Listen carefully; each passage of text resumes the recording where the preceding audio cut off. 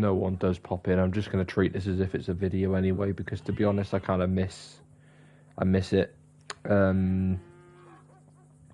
Just going to jump onto YouTube, see if anything's there. I always have these up anyway, just in case people want to watch them back. I don't really like, you know. Yeah, we're up, we're live. Just going to jump onto YouTube. I kind of miss the old days where I could sort of oh my god, we're nearly at 500 subscribers. That is incredible. That to 500 by I don't know, before my time. Oh, we got. Oh wait, no, that's probably me. Never mind. Yeah, I think comments will probably be displayed anyway. I'm not sure, but anyway. Hello, it's Tom. It's been a while. I think the last thing I did was my all my Spider-Man movie suits. Yeah, that was it. I did that live. I actually feel really stupid because I did forget a suit in my all of my Spider-Man, like. Nice. I hope to God my horse is okay. Anything to, like, you know, help the horse. I've got nothing. Hang on. Sorry about that, my duck. See if there's anything for the horse.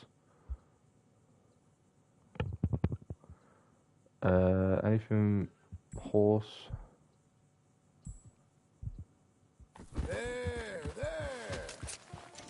There you are. There you are, sweetheart. There you are, mate. Yeah. A little bit of a cat. I've missed the Ghost Rider suit in Spider-Man, so I have thought about maybe redoing that video, but to be honest with you, I just don't know where I put it. I might redo it if more suits like that come out, and that way it's a good justification to redo it. Because I remember when I did the I'll tell you what, we're going to take a trip to one of the towns. I don't know where we're going to go, but just one of the towns really. Not there because I'm wanted. Blackwater. Let's take a trip to Blackwater. Yeah, old time's sake. General store. There you are. There you are. Bob on. Yeah, I thought about redoing it, but to be honest, it's just the one suit, so I might not. But yeah, if I don't know, any DLC, I don't think we're getting any DLC, I'm afraid, which I'm quite gutted about. Oh well, it is probably my favourite game of all time. I can't wait for Spider-Man 3. I can't wait just to replay all of them again and just relive the full story, because I adore the story of Spider-Man 2. People say it was bad. I don't think it was. I really enjoyed it. I think Yuri Lowenthal was incredible. But hey, that's you know, people are gonna think that, aren't they? Or people are gonna think it was bad. Yeah, it's a bit of a catch-up really. First time doing this on a Red Dead Live as well. Normally it's the same game, so I thought I'd switch it up a little bit. It's normally GTA, Spider-Man. Yeah, I've wanted to kind of branch out and do different games for a bit. It is my birthday next week, so I'm going to treat myself, I think, to definitely going to buy Life is Strange Double Exposure, and then just for a me thing, I'm going to get Sonic and Shadow Generations as well, which, you know, I'm quite excited for that game because I love Sonic Generations to pieces. It's one of my favourite games from my childhood, so there you are, come on. There you are. Just gonna put some, try and... There you are.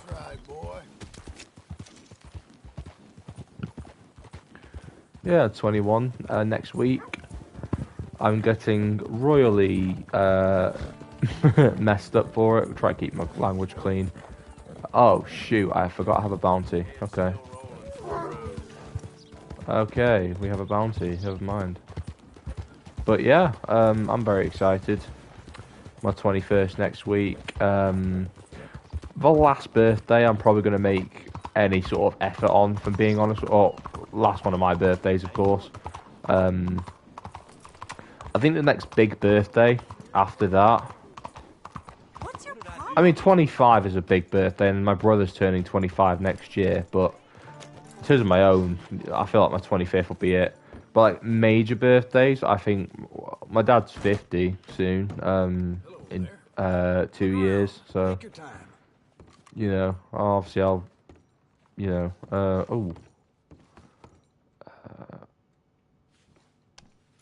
Good one. salted bit. I've not got any. Oh, no, I've got. Why can't I get that? You know what? Let's just browse the catalogue, I think. Yeah, have a little nosy. Let's have a look.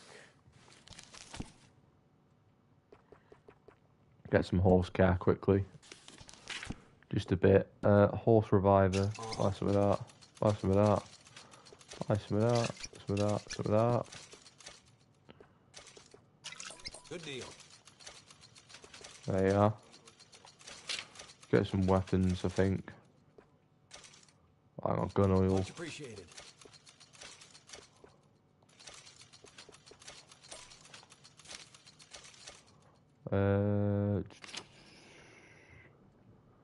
These are all gun, yeah. All yours.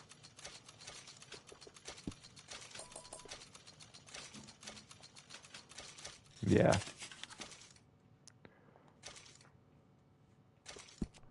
Should I get myself a new shotgun? Oh, I already own it, never mind. Okay.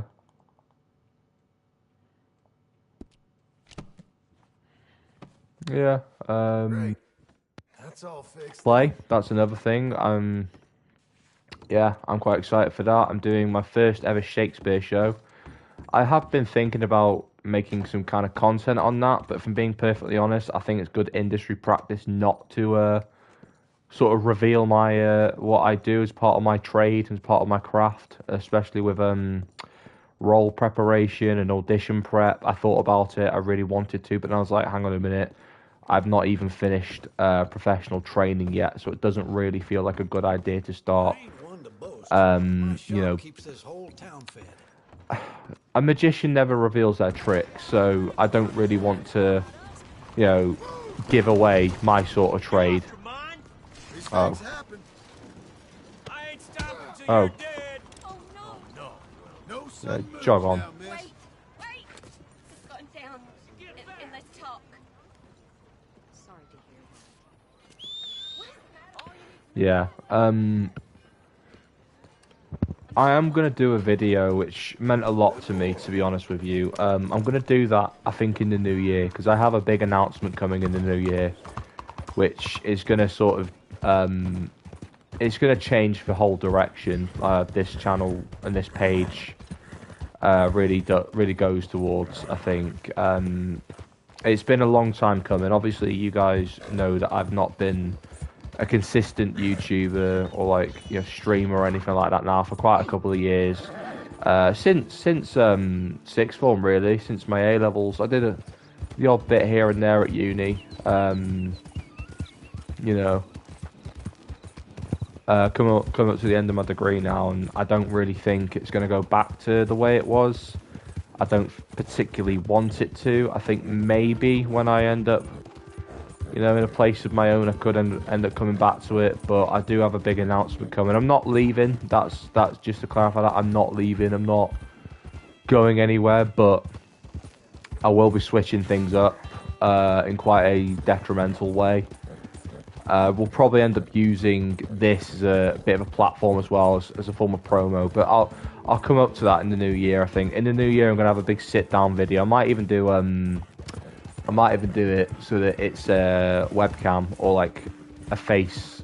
It's not a face reveal because I have, you know, my face has been on the platform now for 10 years. But in all fairness, I've not shown it that often, so it would be kind of interesting to see what I look like now. It's not that much different. Really, it's not that much different at all. I think the last time I made a video with my face in it was a couple of years ago, so maybe there's some changes. I don't really know. But with that being said, I will be bringing back, you know, like the face. To cut it short, I will be sort of ending the gaming stuff. I know a lot of people came in for that, so I don't want to disappoint.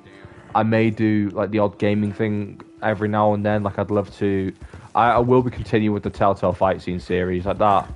I've took a few years off of doing that. To be fair, I mean, in all fairness, to keep friggin' delaying The Wolf Among Us 2, it's really annoying because I just want to play it.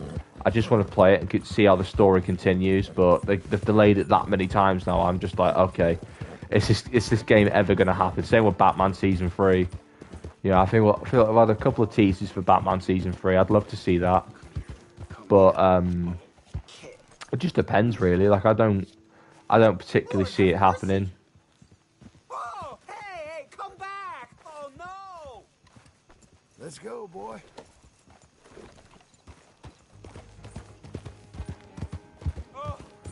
But you know, I think. Hang on a minute. I did the Oscar. Yeah, I'd love to continue with that series. It was one of my favourite series. Being perfectly honest with you, I adored the Telltale fight scene series to pieces.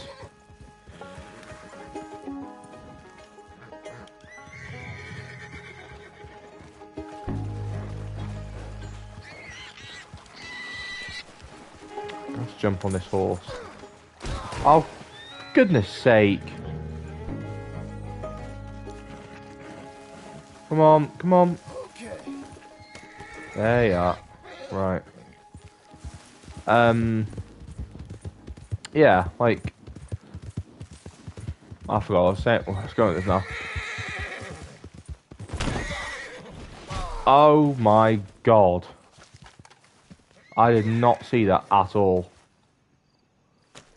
Oh, that's embarrassing. Oh well. You kind man. Oh, this is really nice of you. Thank you, thank you, thank you. Please, accept my thanks as reward. I won't forget this. Sure, partner.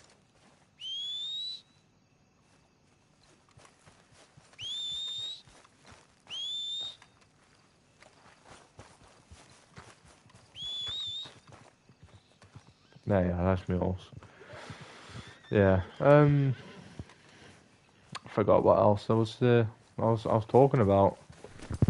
Yeah, I'd like to continue with the Batman series again. I've really missed doing them, and the Wolf Among Us ones. The Walking Dead, I never got the final season. I don't know if I will. Like, I really wanted to, but my interest has sort of died.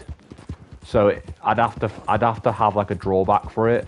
Whereas with Batman and the Wolf Among Us, I just feel like because those stories were not completed, I'll always have a bit of a draw, if that makes sense. But yeah, we'll see what happens. Really, I know going forward, my aspiration is to basically use my platform as a bit of a a promo page for my professional aspirations. Because obviously I've been very vocal about acting and stuff. I want to revisit a video that I made a long time ago, numerous years ago now. I feel like I last did this. I want to say it was during COVID, but a lot earlier. I definitely did it once in my old house, my old house that is, where I spoke about my acting story, about how I became, an aspiring actor. And I want to finish that story off, because that story started with me as an aspiring amateur actor, and since then I've been training. I've gone through GCSE, A level, and I'm now about to finish my degree in acting. Talk about all the shows that I've done, all the experiences that I've had, acting for, the stage, doing all these different kinds of shows, the Shakespeare show, the musical theatre, the contemporary plays, classical dramas, or periodic dramas, all the thing. And we'll talk about acting for screen as well, the films that I've made, the student films that I've made, some of the amazing directors that I've worked with, from their film courses and then my own course. I'd love to finish that story off, because it is a story it's a video that means a lot to me, because it's my chance to sort of look back at the good times that I've had. There's a lot of shows that I've done which have really helped people, really inspired people. It's inspired myself. You know, it's made me fall in love with what I'm doing every single time, as if it's for the first time all over again. I'm currently with that at the moment with the role that I'm playing in Cymbeline. Sorry, I just hear my director in the back of my head correcting me on how to say Cymbeline. You know, I've been blessed with such a beautiful role, and you know, I'm just really happy to be in this sort of field. It's a difficult one. I know the industry has taken a massive turn of events over the years, which I do want to talk about. I feel like it's important for you know, people to be in on the you know, the state of their industry, or you know, discuss the state of their industry, you know, whether it is the good things or the bad things or the in between.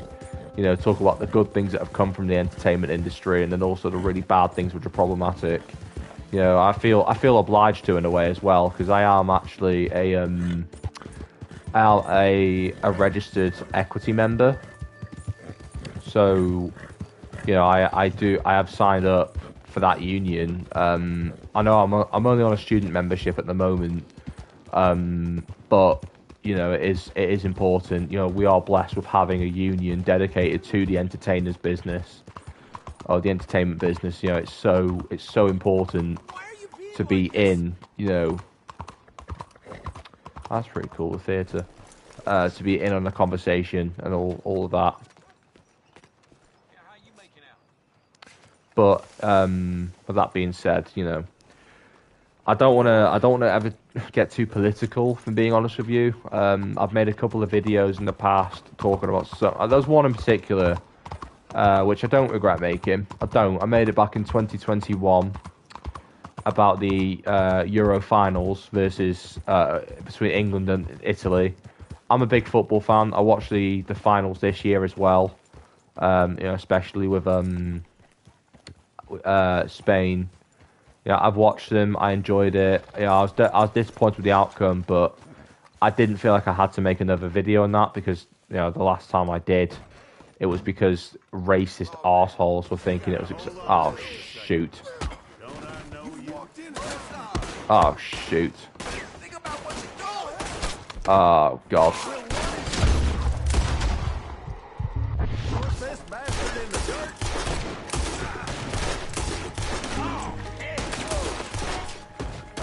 My bad. My bad. Shouldn't have done that. Shouldn't have done that. Let's get some cover.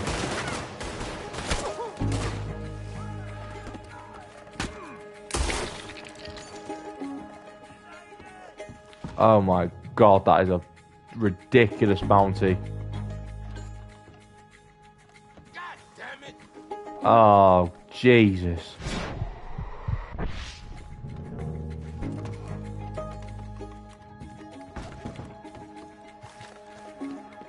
I need cover, really.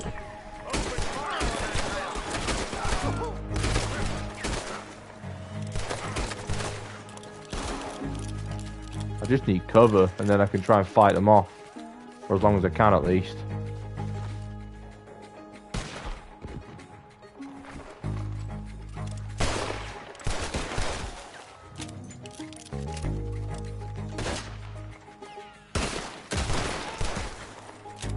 Yeah.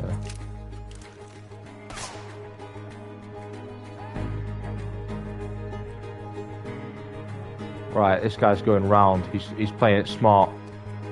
Fair enough, lad. It's not going well for you, but heyo. Yeah, see? Didn't quite go well, but I respect the effort. There you are. Alright, I think I've got one more guy, and then we're going to have to start making a break for it, I think.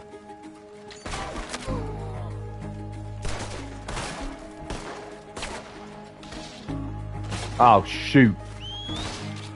Oh, God, we've got to move. We've got to move. We've got to move. We've got to move. The bounty here is huge. I didn't realise I was walking into a friggin'... Right, come on. Let's get on, let's get on, let's get on. Right. Oh, God. God, God, God. Move, move, move, move, move, move, move. Move. Oh, for God's sake. Oh, they've killed my horse. They've shot my horse. Oh. I'm raging. I'm raging now. Oh, God. And I've got... Oh, that's it. This has been...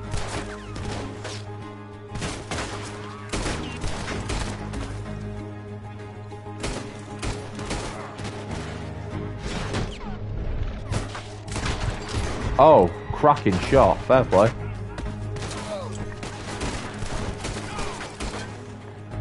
Ah, shoot.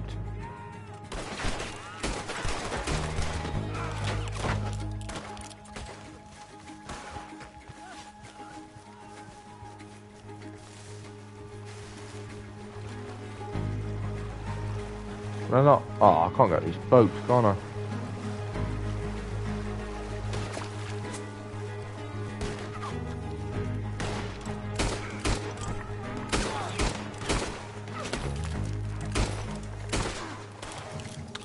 Oh God, I feel like I'm in the ending of the first game. Ah, one more shot and I'm dead, no doubt.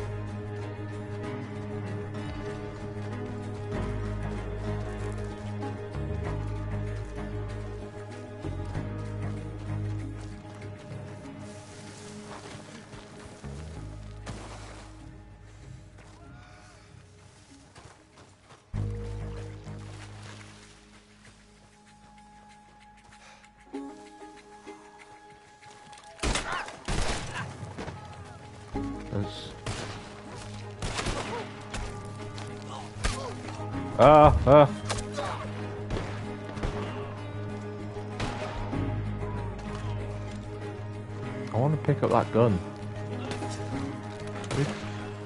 Let me... Ah, never mind. I'm dead. I'm dead.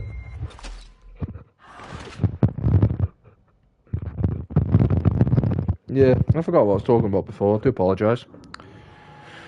Yeah, no, the whole with regards to the whole acting story thing, I'd like to do it. It's a bit of like a one last time, really, because I can't do it forever.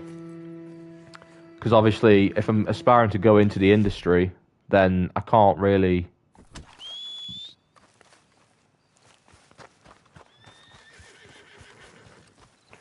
Oh, that's good. The horse is still alive then. Right. So if I go.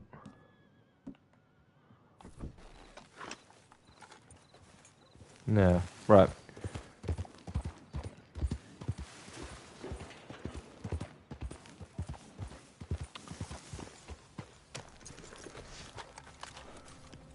Yeah. I wanted it to be all about my training, my training as a performer. You know, just something really that I feel like people could really, you know, learn from, and you know, also advice for people who are aspiring to pursue an acting career but didn't go to drama school. That's a video I want to make, actually. Oh, hello, mate. How you doing? How you doing, mate? JJ Osborne hater, massive fan, mate. Have I got? Oh, I'm gonna pay off this bounty. I just want it done. Oh God. Oh, let's pay all. Pay all. There you are. There you are. That's done. Yeah. Yeah, it was. Yeah. Hey, mate. I'm glad that you're here, man. I really am. Yeah, it's nice. It's really nice. And I'm glad as well that comments just keep popping up on the screen. I don't have to have my phone, because I used to do that on the PlayStation 4. Because it just, you know what, it looked really ugly sometimes when I was streaming, and then like I'd have to like box up the gameplay, just so I could see the comments, and also like who was viewing the stream. It was really, I hated it. I mean, I get nostalgic about it because of the fact that like it's where I started off streaming, but I much prefer just having like the full screen on, because you know I get to enjoy my TV, I get to enjoy the gameplay. It's just really nice. Like I just really enjoy it. It's so vibey.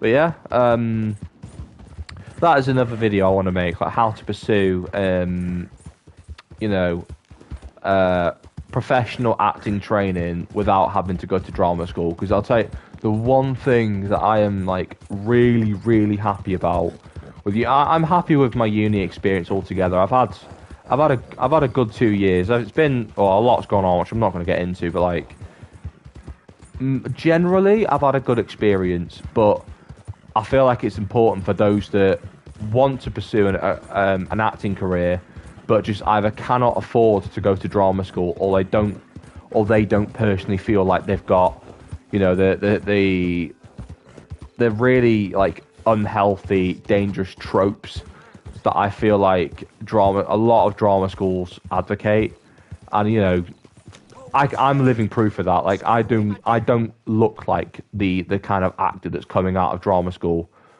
but Chose fair spot.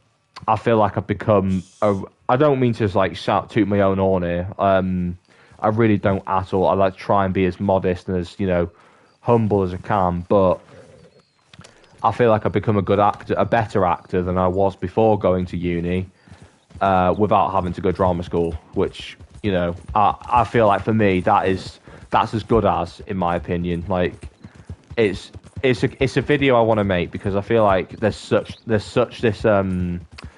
stigma around it. And like the way I see it is, if you want to go to, you know, if you want to go to like a drama school that specializes in something, then absolutely go for it. But if you feel like you don't want to go drama school and you still want to do it, then uni like is still a good option. The only issue I will say with a uni, like what I've gone to, is funding isn't always going to be as high as drama schools. I mean, hence why unis are gradually cheaper. But with drama schools, like you are going to get much better funding. I feel like in the things, the works that you put on, which it makes sense. Like I don't feel like that's an unfair distinction between both of them. I forget I need to fix this. I'm gonna try and fix this now. There you are. I'm just gonna clean it. But yeah, it is something I really want to do. Really want to talk about. It is a massive thing for people to, you know, bear in mind when they're making that decision. I know 3 years ago I was making that same decision, and since then I feel like I've properly benefited really from that decision that I've made, and I feel like, you know, it'd be nice if others could as well. But yeah, that's all on that. I'll do a proper video on it one day. Another thing, EastEnders videos, I want to do them again. Obviously, I'm not going to post any scenes of them. That's not really my thing, but I do talk about the show, and obviously I've made a lot of awesome friends on this site talking about... Oh, hello. JJ Osborne Hater. I do apologise. I can't see the full comment, so I will whip up my phone.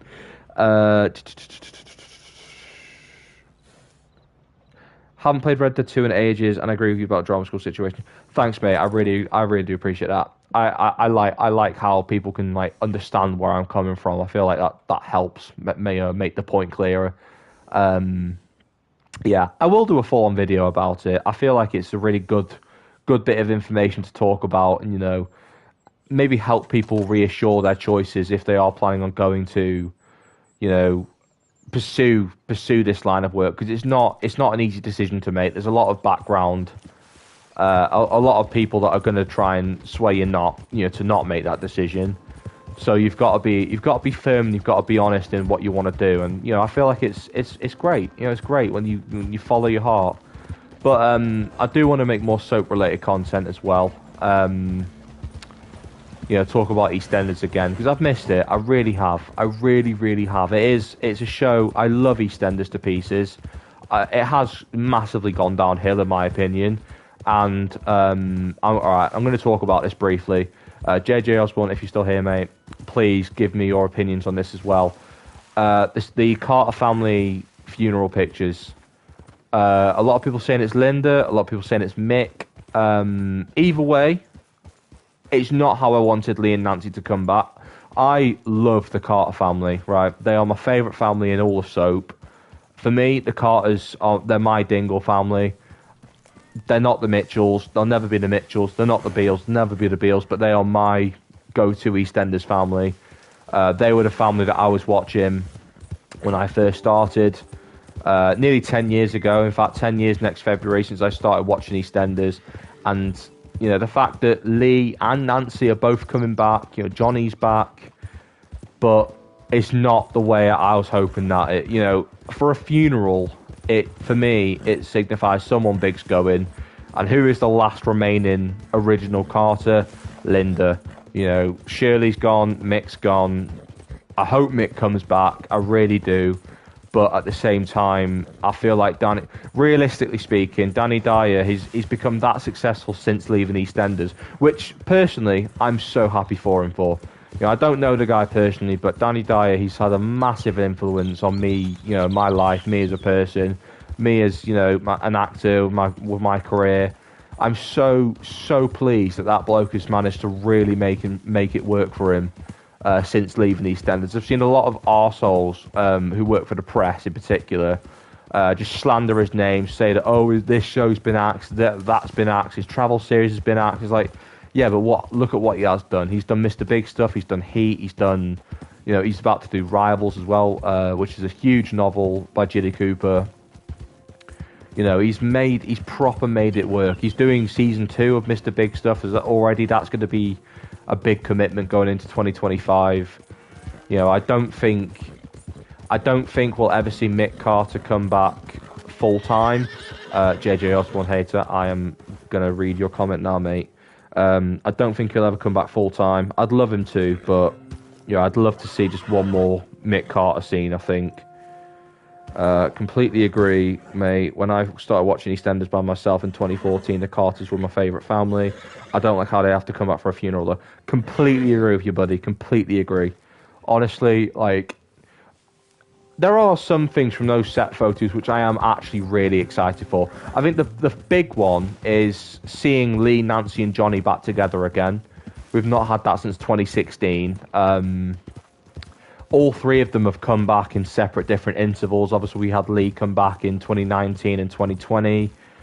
We had Nancy back for a year. I loved Nancy's comeback, but then I feel like they've just butchered her relationship with Mick. But don't get me started on that.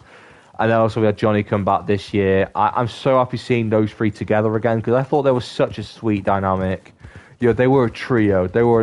I'd love to go back and watch a full backstory series of those three as kids, with Mick and Linda bringing them up at quite a young age themselves. Because, you know, thinking about it, they had Lee at 14. Obviously, Mick had Frankie when he was 12, but he didn't know about that. You know, had Lee at 14, had Nancy at, I think it was 16 they had Nancy at. I think there's only a 2-year age gap between Lee and Nancy. And then they had Johnny when they would have been, I reckon between 18 and early 20s, I think, between those 2 years. I feel like they had the kids quite young. But honestly, like, I'd love to see, I am actually excited to see Nancy back and her nan as well. Quick rant here. I don't like how, right, I like Elaine as a character. I do. I feel like she is very panto, which I think is very unnecessary at times. But I'm 19, just had my daughter. I can't imagine. Mate, congratulations. That is so sweet. Oh my, I'm so sorry I'm saying that right as this poor guy's been murdered. Mate, congratulations. That is adorable. That is so sweet. Honestly. I'm really sorry that I said that and I read that comment right as I saw a dead guy. That feels really poorly timed. I'm really sorry, mate, but that is adorable. I'm well happy for you, mate. That is amazing. And again, you know, starting the family young as well, just like the Carters did. I feel like that's adorable. That's actually adorable. Fucking, oh, I nearly swore. Yeah, that's so sweet. Yeah, like, I feel like as well, one of the things that made the Carters like that good of a dynamic was the age range between them. For some reason, the Carter family have this weird sort of everyone just has kids really young in that family, and it's not a bad thing at all. I feel like the only time it is definitely a bad thing was probably Mick. Mick having Frankie at 12, because obviously that was down to abuse. Oh, for God's sake. I've just cleared the friggin' bounty on this as well. I've knocked my horse into him. God damn it. Oh, don't swear, don't swear, don't swear. Keep it clean, keep it clean, keep it clean. There you are. God's truth. No, the one time I feel like obviously Mick having Frankie at 12 was that they did that story. I think I would like to do a video talking about that storyline in particular, because that storyline for me is the best one I think EastEnders have ever done. That storyline's the one that sat the most with me. Still does to this day, even after 4 years today since it started, actually. Yeah, because it's my brother's birthday today, and the announcement of that storyline came on the 12th of October, 2020, because that's when Frankie confronted Mick about, obviously, him being 12 when she was born. So, you know, that's when the storyline began, and obviously ended in May of 2021. It was just such a really well done storyline. I loved it. I thought it was so well done. I could talk about that storyline for hours. But yeah, I feel like it's a running theme really, the Carters having kids quite young. I wouldn't be surprised if... No, I don't think they're going to, because it depends if he would come back. But Danny Hatchard, who played Lee Carter, I wouldn't be surprised if they did a retrofit of him having a kid when he was young and not knowing about it. But I feel like that would be basically a carbon copy of Shirley to Mick, and then obviously Mick to Frankie. Or maybe not a carbon copy of Shirley to Mick, because obviously Shirley would have actually been the one who gave birth to Mick. But I wouldn't be surprised. I feel like Lee would have been a good choice to do that with.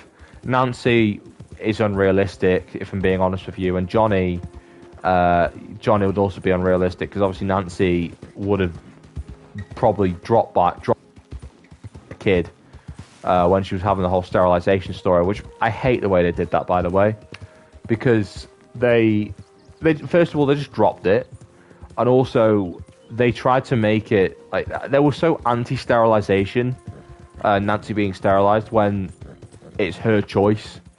It is her choice through and through. If she don't want to have kids, there shouldn't be that expectation for her that she has to. But then that's me. I do apologise if I sound like I'm getting slightly political there. I don't intend on it. But yeah. Oh, we're back home. Yeah, we're back home now. Nice. But yeah, like I just felt like there was a bit of a they kind of dropped the ball with that storyline, because it could have been a good way to raise awareness that there isn't that expectation to have kids, and you know they should have just done it. You know, Nancy should have been sterilised. Simple as that. And you know, I like the way that Mick was supporting her. You know, going to the doctors. Obviously, we didn't get that scene, which I'm a bit good about. But then obviously COVID was going on at the time, so it made sense. But I just thought to myself, like, why drop the ball? Question, mate. Just wondering, is the question on there? The farm looks good. Ask away, buddy. Ask away. I'll answer literally anything. But yeah, I'd like to see the Carters back for a bit. I don't personally think that I don't think Lee or Nancy are coming back full time. I think it'd be a stretch if they did. Bearing in mind, Maddie Hill chose to leave after a year, which, to be fair, I don't blame her, because obviously the world was starting to pick back up with during COVID, like after COVID.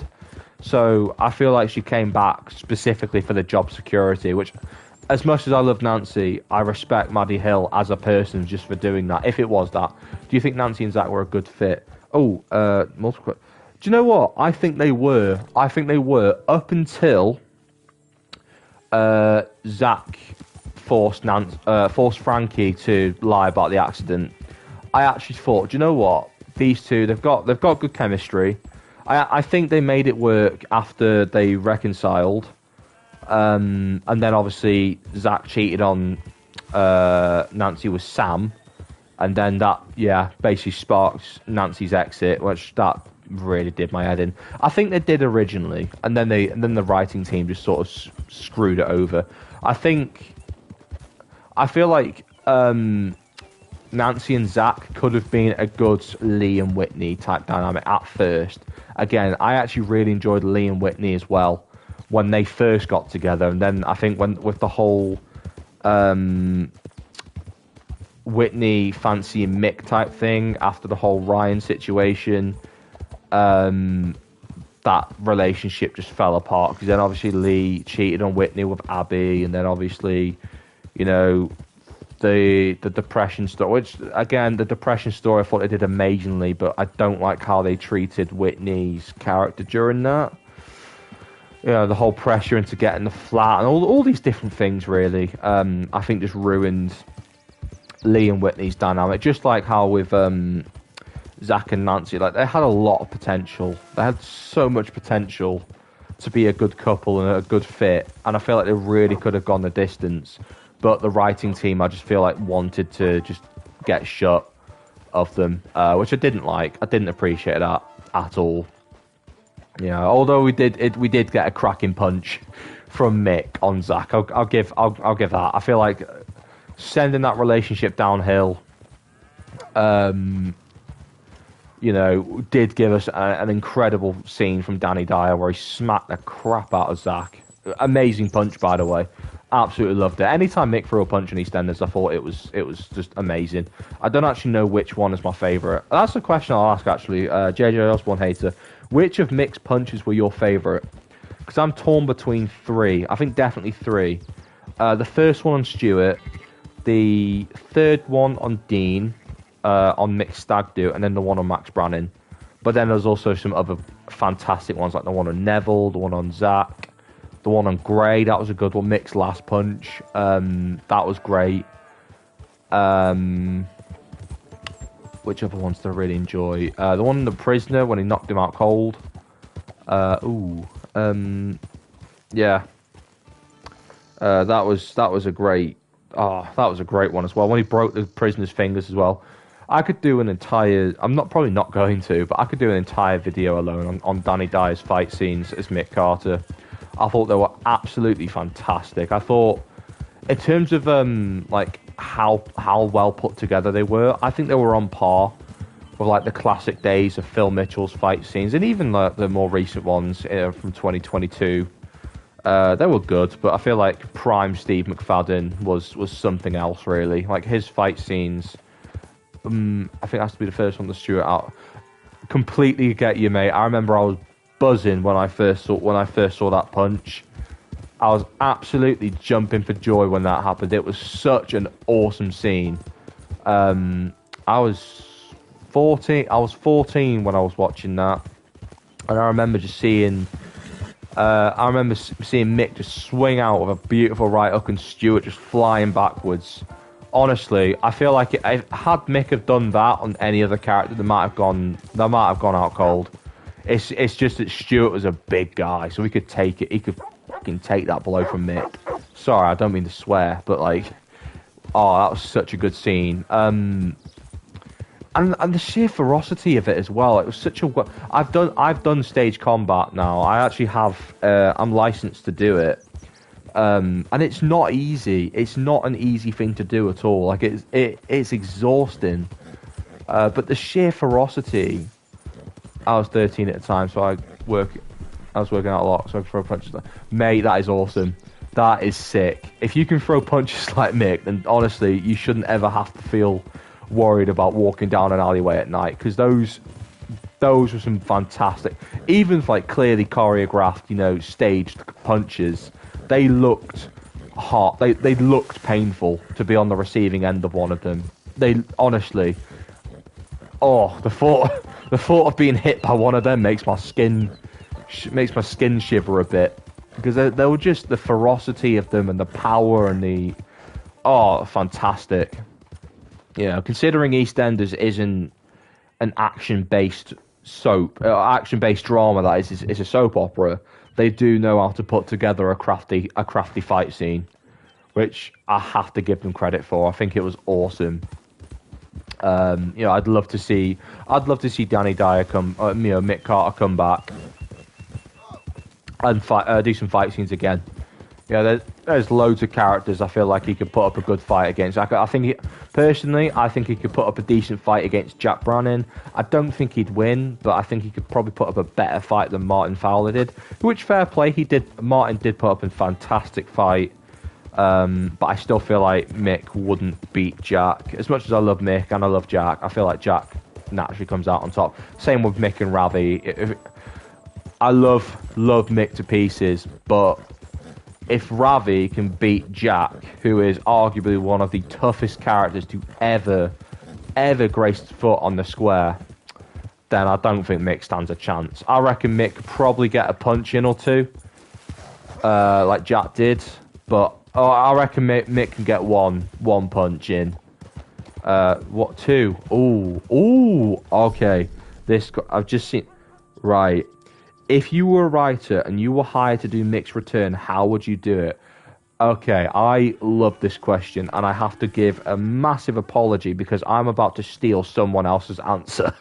Because I saw a video from Talking Wolford that explained this amazingly. So there's been a lot of like speculation online about how you could bring, like a lot of theories and like, you know, ideas online on how you could bring back Mick Carter to EastEnders, given the nature of his exit and also respecting the character as well. Because, you know, I feel like the whole Black Cab exit was never going to work with Mick. He's not the kind of person that would just call it a day, you know, hang up the keys to the Queen Vic and then just leave. You know, bearing in mind Linda was there, Ollie was there, and even though Annie wasn't his, he still loved Annie as his daughter.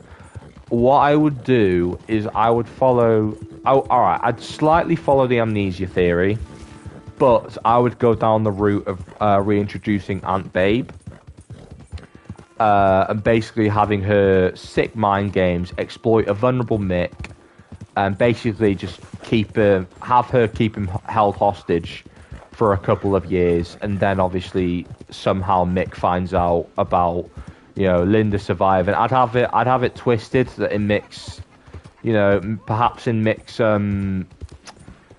like memory, I'd have it like Mick convinced that Linda actually died, therefore he wouldn't come back to the square, and then maybe try and manipulate it so that something happened to Annie and Ollie that kept them away. Oh, hang on a minute, let me just sort these.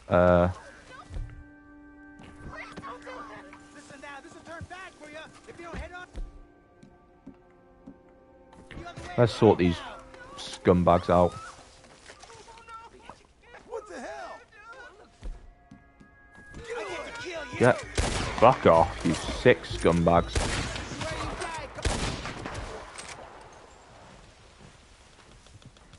Hang on a minute. I do apologise, but sort them out, mate. Yeah, I will. I didn't like what was going on there. They died. Oh, for God's sake. Oh, I'm sorry. God damn it. I wanted to save him, because I didn't like that. But anyway, as I was saying, I try and, basically what I would do is, I would write it so that Aunt Babe managed to manipulate Mick into thinking that Linda had died, and also, you know, Janine had died as well, because obviously she was pregnant with Mick's son. You know, and then try and basically just pull every single string under the sun to keep Mick out of Wolford, you know. And then obviously the kids wouldn't know, because obviously the body was never found.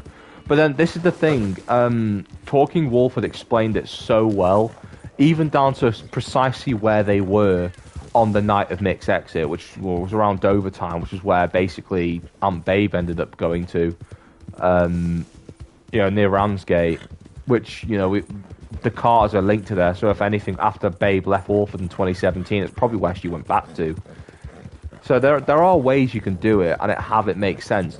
I feel like the whole Mick, he just loses his memory type thing, I don't think that works on its own, if that makes sense. I feel like because of the fact that Mick was, throughout his tenure on EastEnders, yes, they dropped the ball with this towards the end, but for the majority of his tenure on EastEnders, he was a family man. Like, he was a man that, what a fantastic quote. Linda, that's what that matters with you, isn't it? The minute she sank her claws into you, I knew I'd lost you. Stuff a little cab and wouldn't metal you. Open that door now. Open that door. Come here, take that nasty mouth, and get out of our lives. Oh, you can't turn your back on me. I won't let you. Don't you come back here. Never. Oh, I love that scene to pieces, mate. I friggin' love it. It's such a good scene. Honestly, if you know, before, I feel like 2017 was the start of crapping all over mixed character. Get out of our lives. Love it. I feel like that year was the start of messing up mixed character. Even to the point where Danny had thought about leaving EastEnders. You know, the whole Mick and Whitney thing, that was just a bag of arse, if you ask me. Like, that was so stupid. See, another thing that I think messed with, and I'm going to say not just Mick here, but the entire Carter family, too many changes of producers. When Dominic Treadwell Collins arrived, he created the Carters in 2013. He had a set vision because he based Mick and Linda ever since the Aunt Babe cursed them. The whole family went, yeah, I completely agree, buddy. I completely agree. That literally, that curse. Oh my god, that curse. Babe must have been in on the whole Agatha all along thing, because she was such a witch. Like, that, I don't understand how, you know, how that even happened, because it was just a stupid little cringe line at the time, but nah, she clearly the only way to fix the curse is to take down Aunt Babe or something. Hence why I feel like it'd be pretty cool, actually, if they did tie Mick's return. Oh, I'm not killing it. Sorry, I'm not killing them. If they did bring back Mick Carter, they'd have to bring Babe back as well, because I feel like it just makes the most sense to have Babe come back. You know, she did curse the family. I feel like the only way to really put the whole thing to bed is to relinquish that curse somehow. I don't know how they would, because obviously it's just soap. It's not they're going to take her down to Salem or something, and then, I don't know, burn Babe alive at the stake. I don't know, but it would be pretty cool if they reintroduced Babe's character. And I feel like that at this point the Carters need closure, and I'm not saying, you know, just write them all out, but it's been one bad thing after another every single year. You know, you got Mick leaving, you got Linda relapsing, you got Linda killing Keanu, you've got Shirley having a mental breakdown, Dean coming back to the square, holy water while they are at it. Yes, definitely bring back the holy water as well. You know, they need all of it. They need to burn Babe at the stake, use the holy water to cleanse the sins and all that. I don't know. I don't want to try and get too into it in case I offend anyone that's religious that might watch the stream afterwards. But, like, yeah, it was such a stupid curse that came true. Everything that could have went wrong did. You know, you've had, since then, you had obviously really harrowing scenes of Mick contemplating suicide.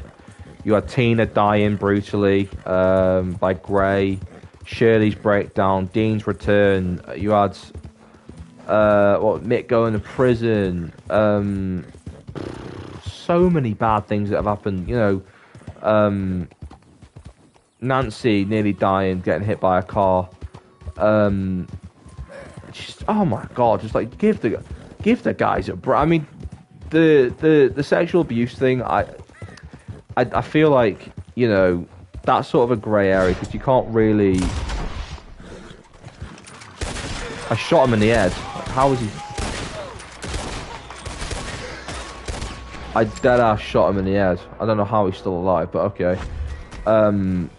You know,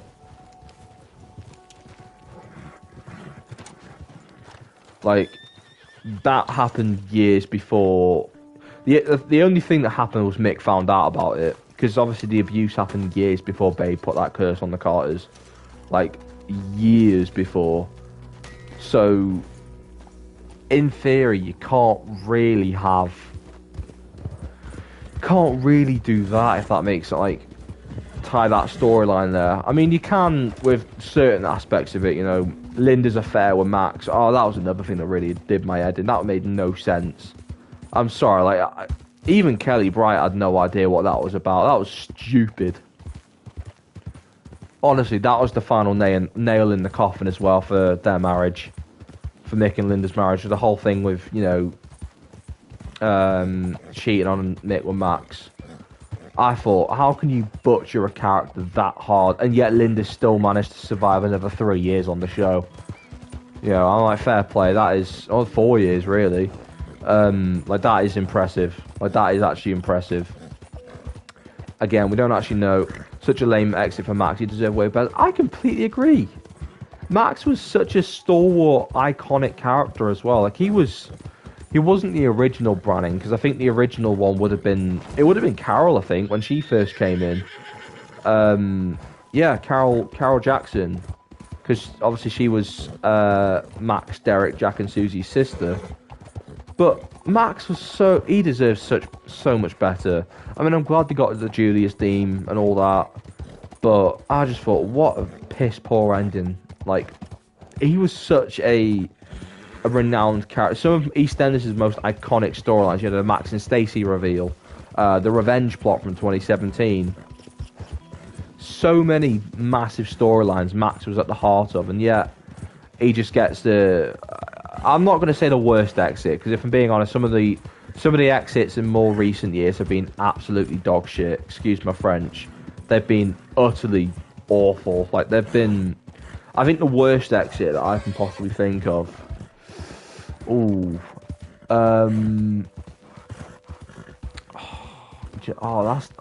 That's a tricky one, because there've been so many bad ones.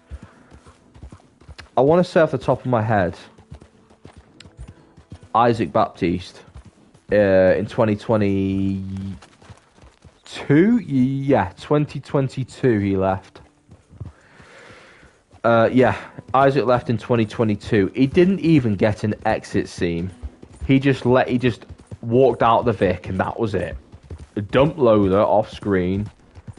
You know, and I'm like, what? Did the actor, like, I don't know, did the actor fart and blame the producer on it or something, or I don't know, the actor must have really done something to wind up the producer if that was going to be his exit. I'm like, what? I think Max has got a really bad exit, but I'd definitely say if we were doing like a top 100 worst EastEnders exits, Max is probably going to get, for me, I'd say probably around the 80s or the 90s. I don't think his exit was bad, but it wasn't like, you know, it wasn't Isaac Baptiste level. Yeah, I liked Isaac's character as well. I don't know why he got such a crappy exit, but oh well. Yeah, I was, oh man. I think some of the characters got. I thought Frankie's exit as well was a bit rushed, if I'm being honest. I don't know. I might be just bitter about that because I loved Frankie Carter. I mean, her name was Frankie Lewis, but that final little touch, you know, Frankie Carter, I thought that was so cute. I'm more bitter about that, but I still feel like Frankie. I just think Frankie could have been a really like well-developed character, but I feel like they just didn't write well enough for her, and that's what spurred Rose Ailing Ellis on into leaving, which is a shame because I personally wanted her and Nancy to be the owners of the Vic after Mick's exit. I didn't want Linda to take it. I wanted two young women to take the Vic. I felt that could have been so cool having two sisters, because I know we had Ronnie and Roxy run the Vic, but they never owned it. I feel like we could have finally had like a Ronnie and Roxy type thing in the Vic, where I love those two characters well. I feel like they got quite a crap exit, if I'm being honest with you. But I feel like that might just be bitterness because I love those characters so much I didn't want them to die. Yeah, maybe it is a bit of personal bias from me, but again, I feel like they just got really bad exits. You have to save EastEnders from cancellation 2026. You have this is a good. I like this question. I really like this question. You have to save EastEnders from cancellation in 2026. You have to write another family. Who will they be? How many family members are there? And their first storyline. Okay, so first part of this question, they're not going to be a family that has any ties to the square. And I'm looking at the Knights specifically with this. Because they came in, first of all, they came in as extensions of the Carters. Well, with obviously Elaine coming from Linda. And then you had the two Knight sisters and George. And then obviously the Beals with Cindy. And obviously Peter and Ian as well in that sense, So for no ties at all. I don't know what the name would be. Screw it, I'm just going to use my own name, the Hickses. So the Hickses arrive. I'm going to say they arrive with, oh crap, is they after me? I'm going to try and just, the Hickses arrive with, I was going to say just one bloke and 3 boys, but that's basically the new Mitchells with just an extra lad added on, and the Panasars as well. So I'm going to say no to that. Let's go old school. Let's go a married couple, a man and a daughter, a young lad and a daughter. Keep it old school. 2 kids, and plus those 2. I wouldn't say that there's a character off screen as well that's connected to him, because I know with the Carters they had Lee, and with the Taylors they had Chantel, who they didn't obviously introduce for another 2 years. They thankfully they introduced Lee a couple of months in, but I get really annoyed when there's like this character that's repeatedly mentioned yet they're not even in the show.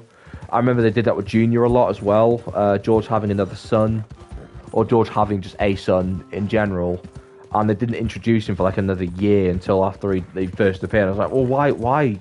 I don't know. Just if there's gonna be more family members that you're planning on bringing in anyway, just bring them in. Just have them come in. They don't have to come in the same episode, but like, just bring them in. So yeah, well, the Hickses, no ties to the square whatsoever. They just moved in. Don't know what place they've moved into. Probably not the Vic. As much as I love the Vic, and I'd love to see someone with my name have the Vic. I don't know. I feel like the Vic's too much of an easy answer. So I'm going to say they move into one of the fancy houses in the square, and they just kind of take on from there. Family members.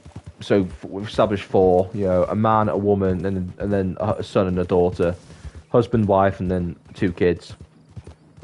First storyline. Now this is a big one. This is a big way because this sets the tone really for the whole family's tenure. Can't do the basics.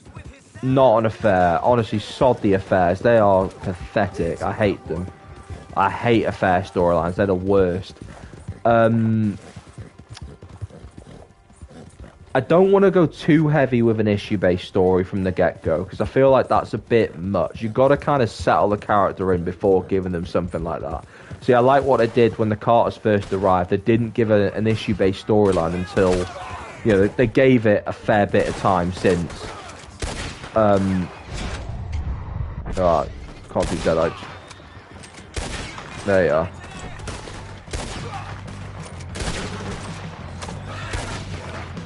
Right, let's start making a move, because we're being attacked here. I wouldn't give them an issue-based storyline. I think I'd give them. Do you know what?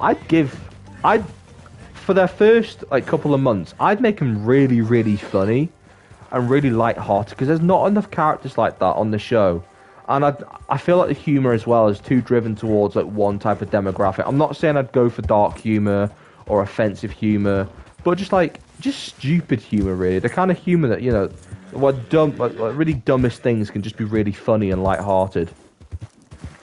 But then I'd also give them, I'd give the father and the son a bit of an edge, and then I'd give the mother and the daughter a bit of feistiness to them as well, and give them a few fight scenes. Make both of them, well-established hard men on the show. Give them quite a good few feats as well, some really good ones. There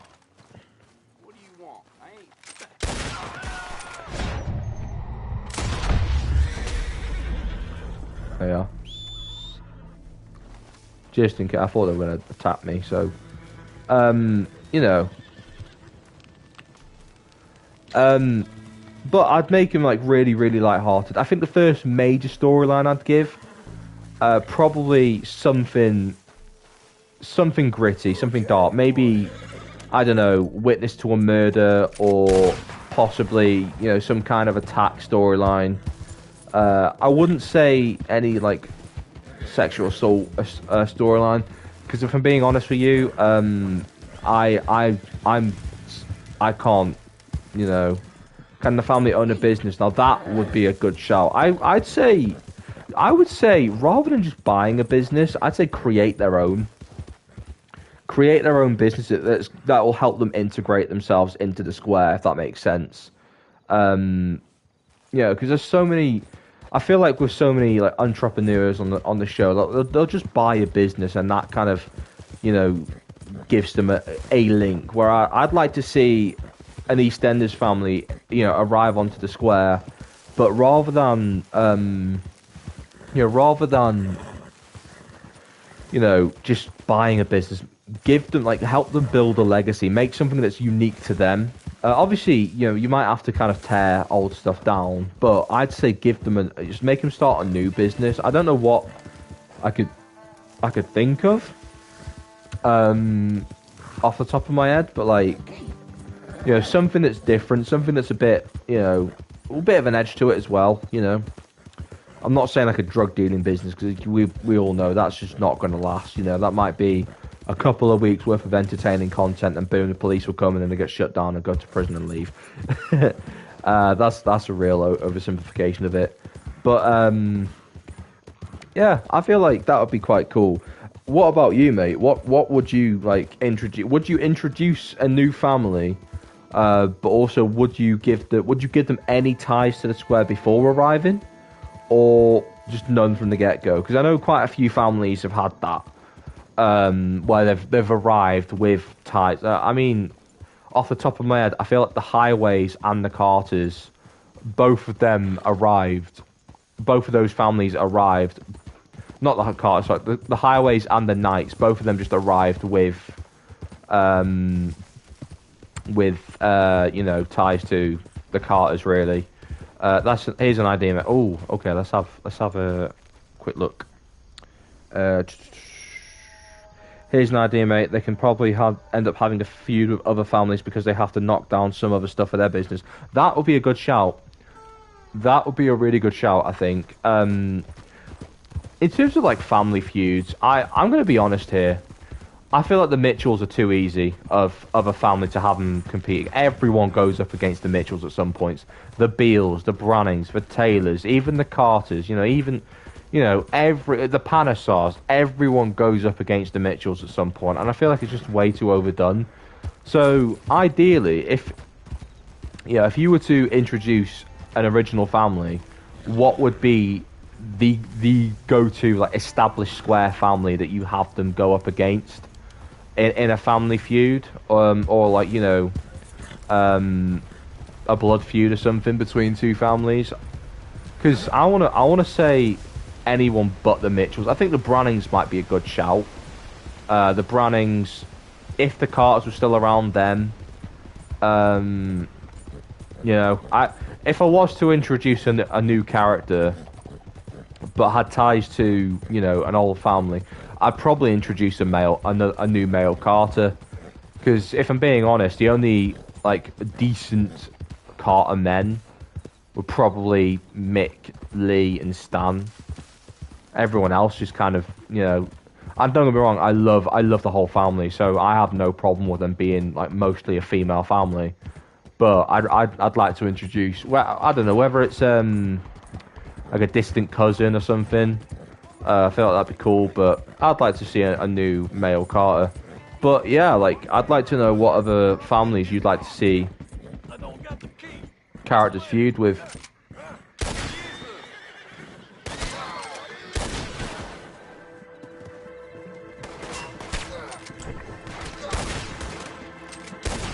Oh man, it's still...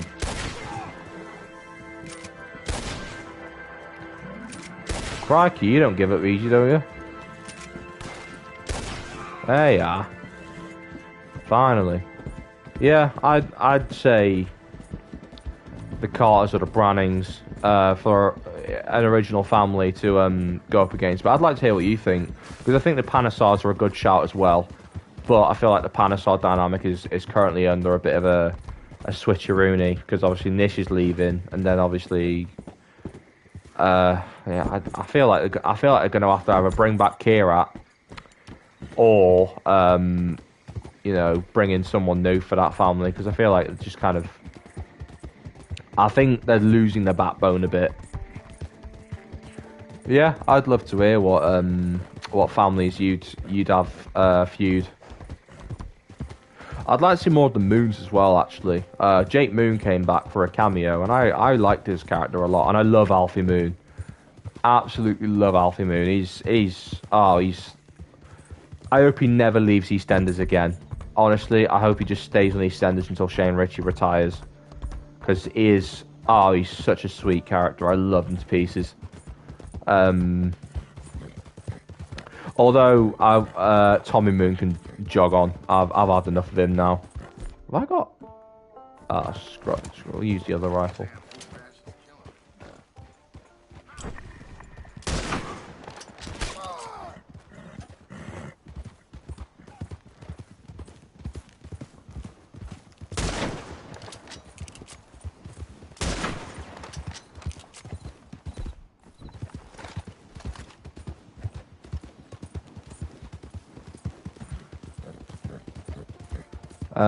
Yeah, Tommy Moon can piss off.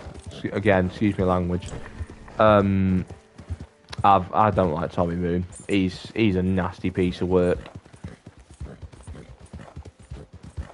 Yeah, just gonna grab a quick drink. Do apologise, my throat's really parched.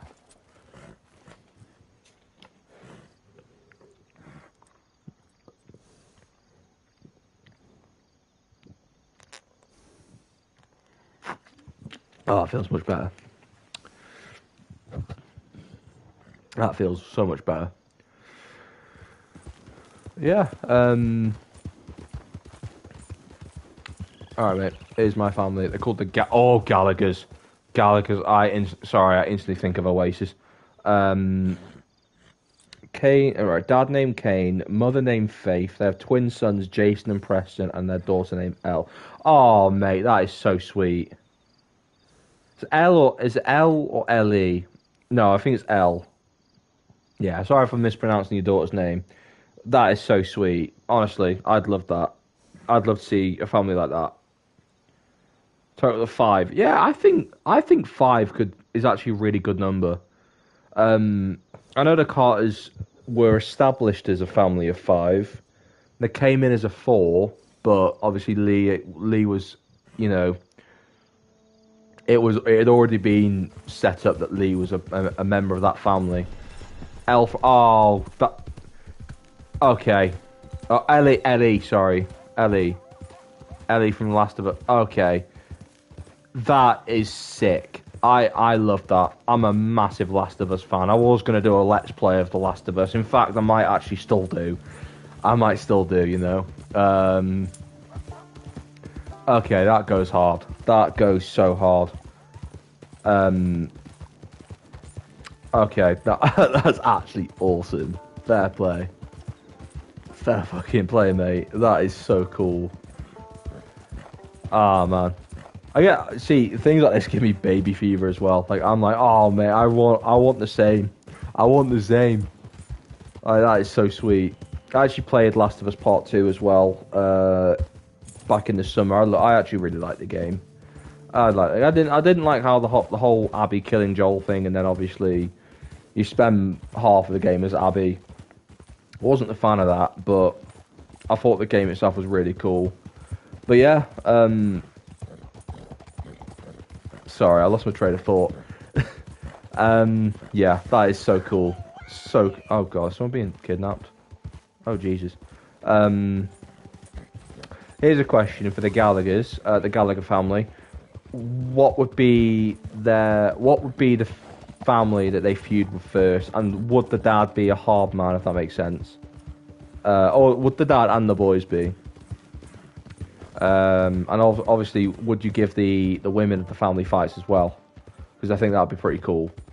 I feel like cat fights and female fights go completely like under the radar. We've had some amazing ones over there. My favourite one has got to be Linda and Shirley in 2020. That fight was iconic. Honestly, I remember I was in my room. I actually went to a I think it wasn't a revision session, it was a coursework session. I think it was over the February half term. We got invited to go into school during the half term to work on our coursework. I was watching that episode before the day before I went in, and my best mate, that fight between them was amazing. Yes, it was. It was fucking awesome. My best mate from school, we were talking. We ended up just watching that fight on our phones, like in the middle of our cramming session. It was so good. Like it was such a good fight. I think as well, the whole that's the first time I've been on Shirley's side between those two. Because in 2015 I was massively team Linda, because obviously Shirley was like Dean did nothing wrong, and obviously we know that wasn't the case. But yeah, like honestly, that fight was just. You see, I want a rematch if Shirley ever comes back, because we were told that Shirley's exit was temporary, but it's been 2 years, nearly 2 years since she left. I don't know. I feel like if she doesn't come back, but before by the 40th, she's not coming back. I'm sorry, I don't see it happening.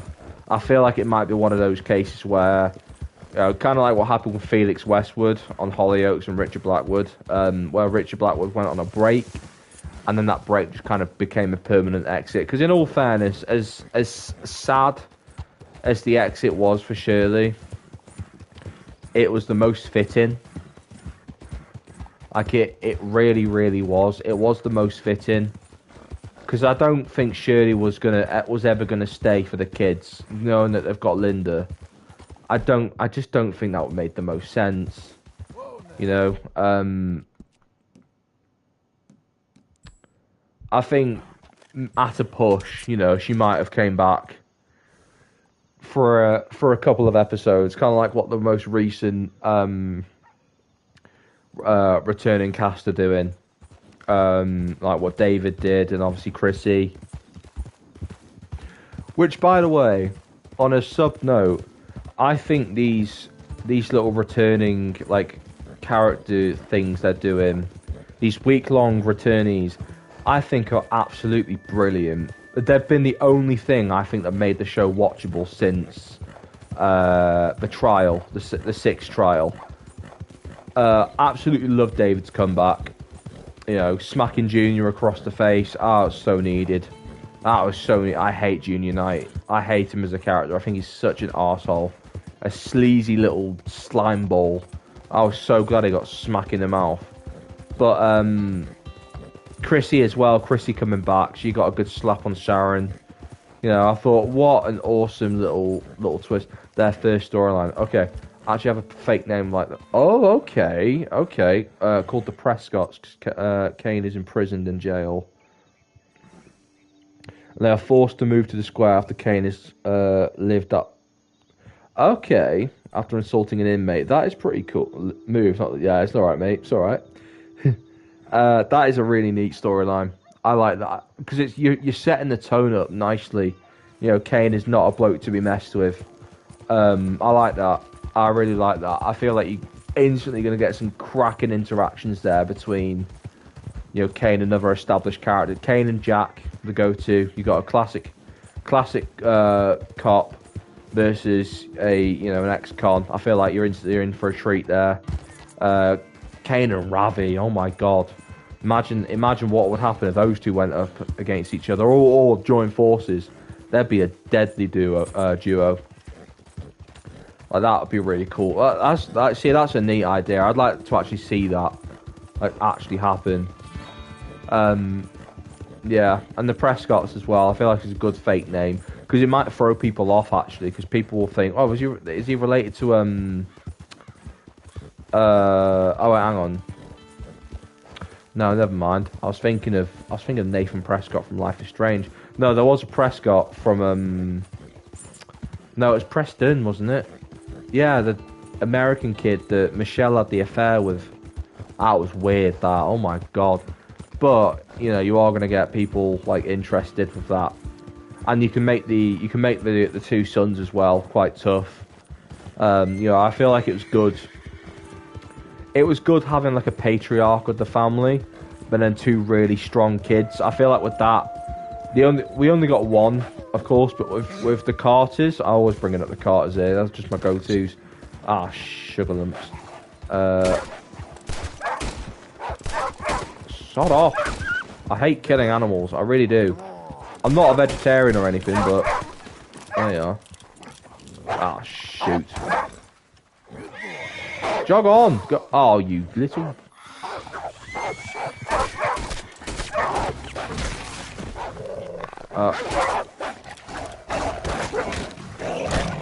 I'm gonna die if this...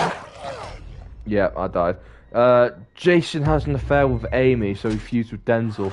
Okay, so does that mean that Jason is like one of the more younger characters? Because I'll tell you what, if you can introduce a younger character that doesn't speak like they're in a BG Media video, then I would actually be amazed. Like that's needed. I hate the current representation of young people on EastEnders. It's so cringe. It's so forced. But I like that you're thinking of giving like an edge to them. Does that make sense? Like, you know, giving it. I don't like how like they speak, because I'll tell you what, I was. Well, I feel like both. You know, you're 19, so I feel like you can relate. Like, it's been Jason's about 16 and played by Yes, okay, that's a good point. That's a good point. Actually, not like that Logan kid who was like 40 playing a 16-year-old. Oh my god, that was mental. Actually, have a teenager play a teenager. I think it's time. I mean, maybe age them up. Like, have an actor that can play. If you can get an actor that is an adult but has the convincing playing age of a 16-year-old, which, in all fairness, one of my best friends is like I've got a really close friend. Fun fact, my name's Logan. Oh mate, I'm so sorry. I'm so sorry that they did that. Yeah, Logan's such a lovely name as well. Like, it is a lovely name, and yet they had a dude named Logan on EastEnders, and like he just honestly, he looked a bit dodgy. You're having someone who's supposed to be like 16, but in actual fact he's old enough to not only take out a mortgage, but probably, you know, share a bloody pack of cigarettes with Dot in the retirement home. Bless her. I mean, God rest Dot's soul. But Jesus Christ, yeah, and I agree. Yeah, but man, I just hate the way they do kids on EastEnders. It just feels so forced and so cringy. Like, no one actually speaks like that. You know what I mean? Like, no one actually talks like that. It's silly. I don't understand why they do it. It just makes no sense to me, like, why they do. Like, fair enough, like, you know, I understand that the world is moving ever so quickly, and you've got people talking these really stupid terms. Even I still don't understand. I'm 21 next week, and, you know, I don't understand what Skibbity Toilet is, or Ohio Riz, or whatever that bullshit is. It's so silly, it's so stupid. But then I can try and think back. Well, when I was younger, I was saying things like "man, dem" and "blood." I used to rap when I was younger. I'm not proud of it, but I used to rap, so I understood the terminology a bit there. So maybe it is just a generational thing. But the kids on EastEnders are so cringy. I feel like the only one that doesn't make me cringe is probably Amy. Again, she is played by. I think her playing age, she's played by a woman. I think she's the same age as you, mate. I think she is. I think she's 19. but obviously, like, she can play down. My friend, she's 2 days younger than me, so she's 21. 2 days after I am, and she's playing a 17-year-old at the moment in the play that we're doing together. So it can be done, but at the same time, I feel like for authenticity, you're just better off getting an actual teenager playing a teen. You know, I think you are just better off. I think for some legal avenues, you've got to kind of think about, let's just get someone that can play 16. But it is much better just getting a 16-year-old to play the part. I think, because in theory, if you're not doing it, you're better off just looking at just getting someone that actually is that age, if that makes sense. Oh, pronghorn, that's I'll sell this. Oh, I'll cook it then. Screw it.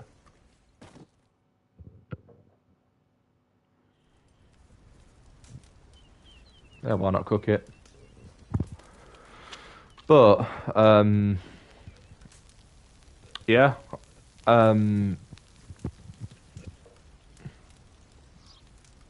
we'll eat it. I'm kind of running. Yeah, I'm running low on health. I might as well eat it. Let's cook another.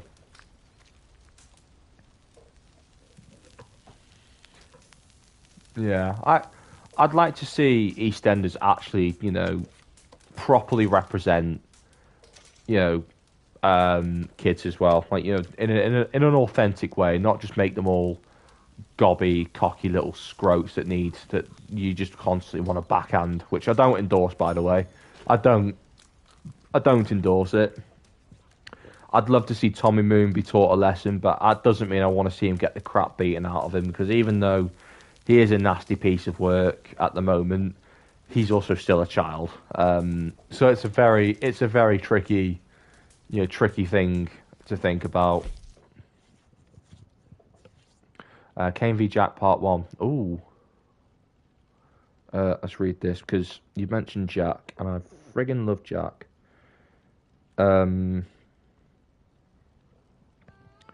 Kane v Jack Part 1. Jack is assigned to interrogate Kane about the attack on the inmate. Kane is seen to be hot-headed and having a short temper, managing to crack a good punch at Jack before fleeing. Now, that would be really cool. That would be really cool. I like the fact that you're already setting him up to be quite hard, especially giving Jack Brannon a good smack.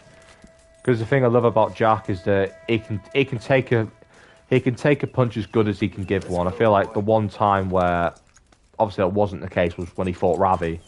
But Jack, he's a brute. Like, you can't take down Jack Brannon easily unless you've got some serious prison knowledge, or Jack's drunk. Because I'm pretty sure Jack was also drunk when he fought Ravi. I think he was. I think he was definitely he couldn't fight properly as emotions were clouding his judgment, so he's kind of swinging wildly.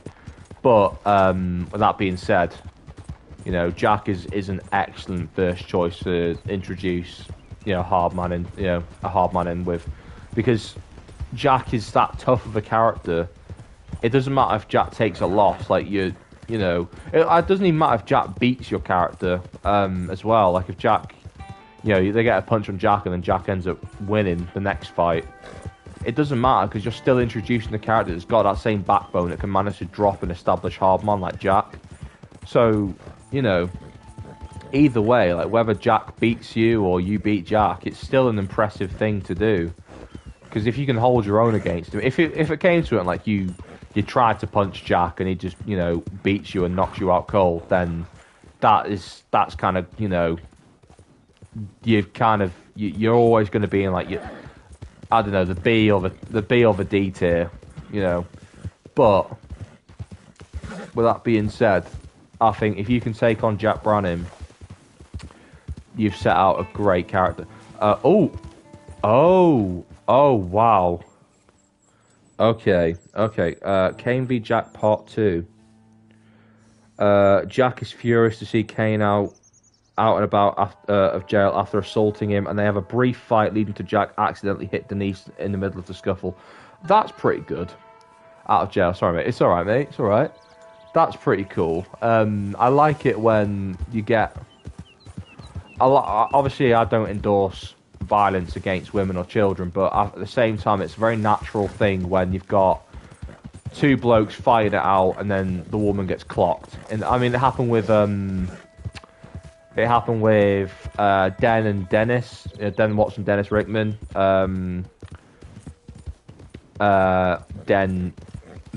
Dennis, smashed Sharon across the face. It is a natural thing that happens. It does happen. It's not nice when it happens, but it does. And I feel like that it grounds the situation. It makes it more realistic. It makes it more gritty as well, because it's not just the two characters who are at risk of injuring. The stakes are still increased because of the fact that you've got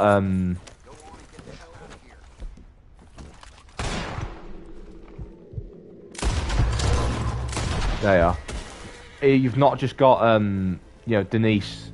You've not just got those two injuring each other at stakes. You've got Denise as well. It raises the stakes. It raises the tension. It's a good creative decision. It's a good storytelling move. To be fair, it's not nice to see, because obviously Denise is trying to do the right thing and break up the fight. But do you know what? I feel like that would have made Jack and Ravi a bit more realistic as well. I feel like. I mean, the way Ravi won was realistic, because sometimes you do fight dirty, you do end up smashing Jack in the stomach, and when you use the environment to your advantage. I feel like if that railing wasn't there, it might have been a different story. Was it a case of, did Ravi manage to beat Jack as fair as he did because he saw that railing? They were fighting next to that railing. And he just managed to, after he punched Jack in the stomach, push him against the rail and then go for the headshots, or the back of the headshots. Like, was that why Ravi won, or was he just better at fighting on that day?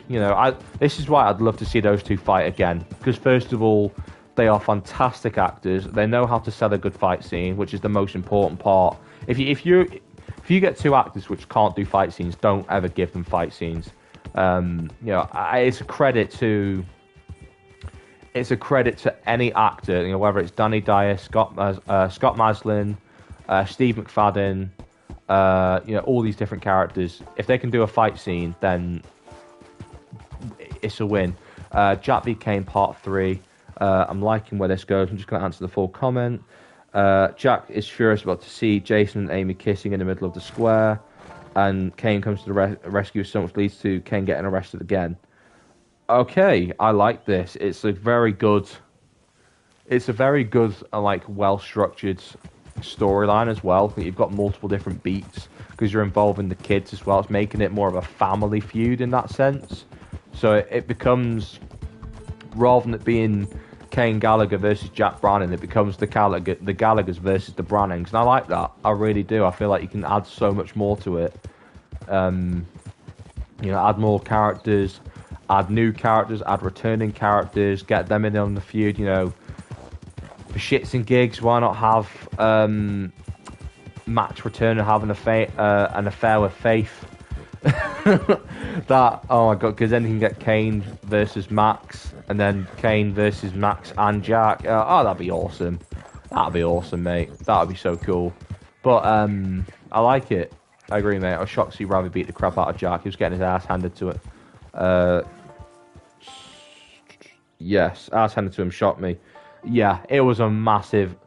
I was rooting for Jack to win, because obviously, if I was with someone, I'm not, but if I was with someone and someone shoved their tongue down my missus's throat, I'd want to smash their head through a wall. But at the same time, I was also like, fair play to Ravi.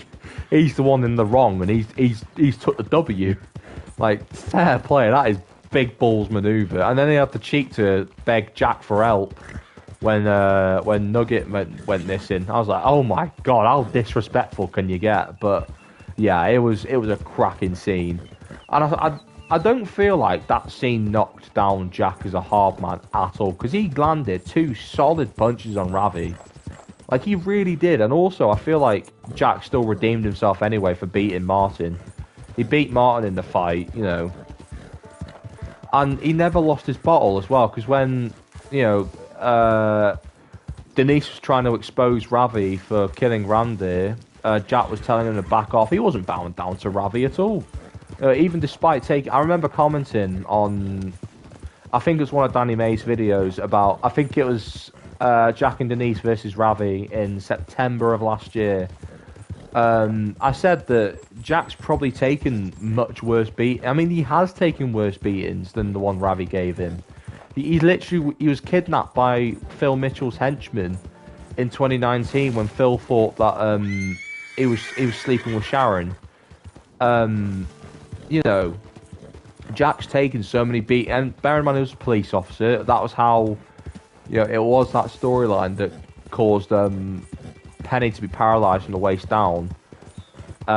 He probably took a beating off the guy that did it. You know, like, I feel like Jack is a character you can't knock him for any loss that he takes. Any time he's beaten, you can't knock him for it because he's done that much.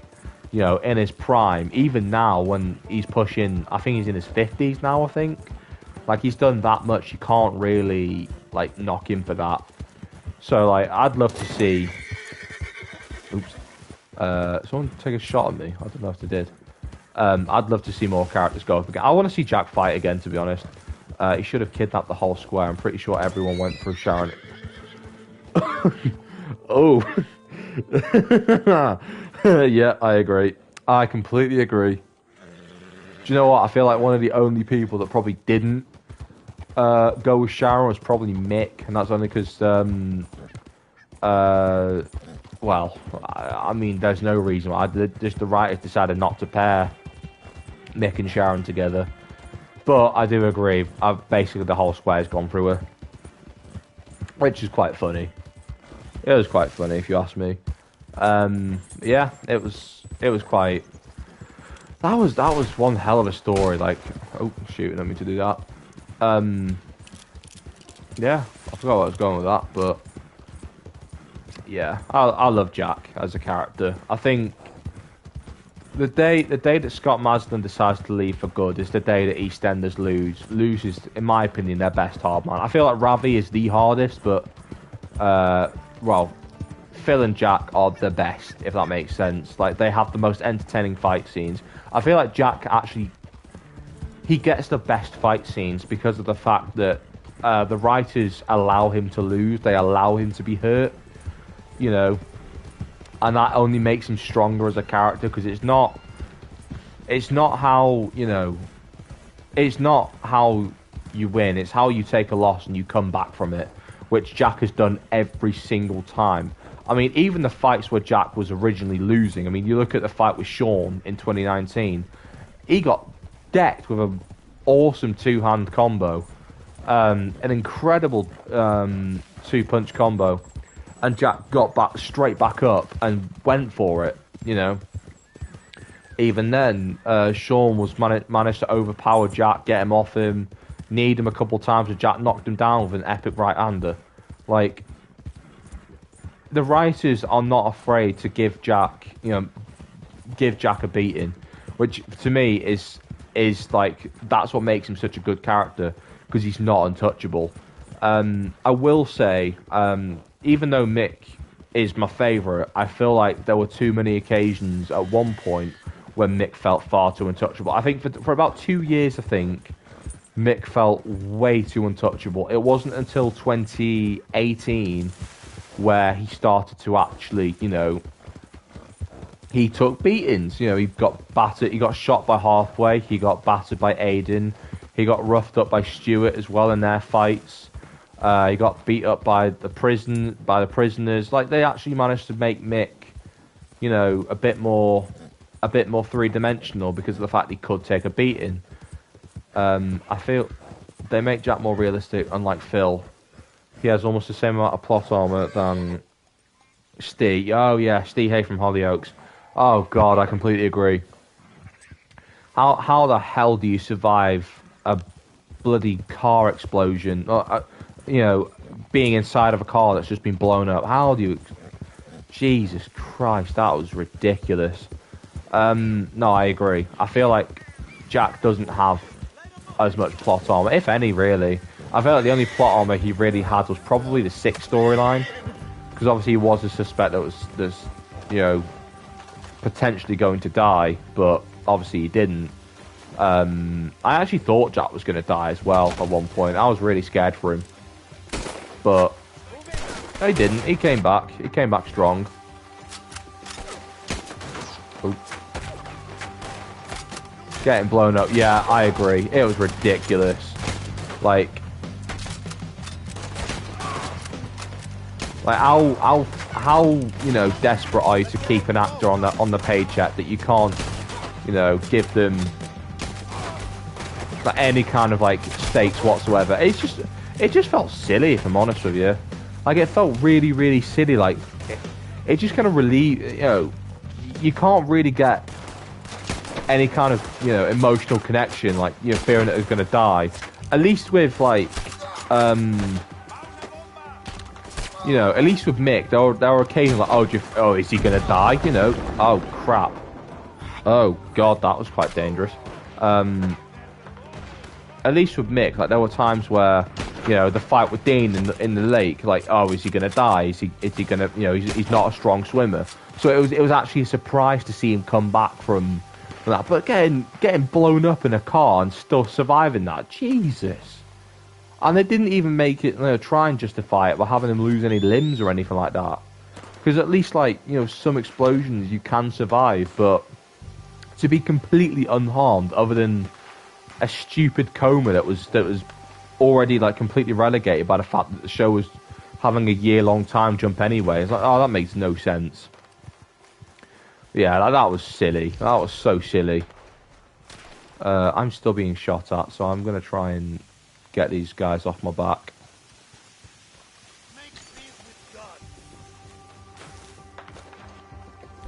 Have I got any... He wasn't even burnt. Yeah, I agree. That was silly. Honestly, that was so stupid. I don't actually have that weapon. Oh, that's a shame.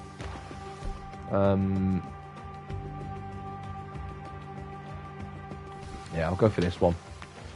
I wish I had some dynamite. I've not used dynamite in a while. Yeah, I thought that was so silly how they tried to do all of that. It just made no sense. I'm not really a Hollyoaks fan as it is. I think I tuned in the most this year for Warren's exit, but also the storyline with JJ and Frankie. To be honest with you, I've never really been that into Hollyoaks. The only other soap that I really keep up with, I don't watch it, but I do keep up with it, it's probably Emmerdale. I quite like Emmerdale. I love the Dingle family. And there's a few other family I like. I feel like it's just a Dingle show, if I'm honest with you. Like, it doesn't really feel like there's any weight to the other families, because it's just the Dingles. Like, everything's and that's fine. Like, I don't mind. The Dingles are iconic, but at the same time, they just don't, you know, there's not really any other family to choose from. Ah, shoot.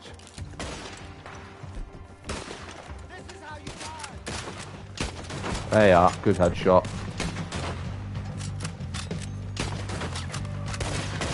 There you are.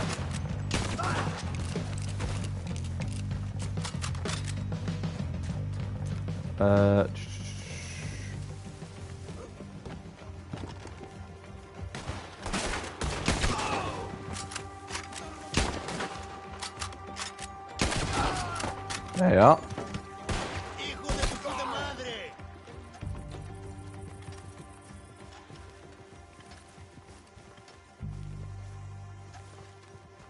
Where's he gone?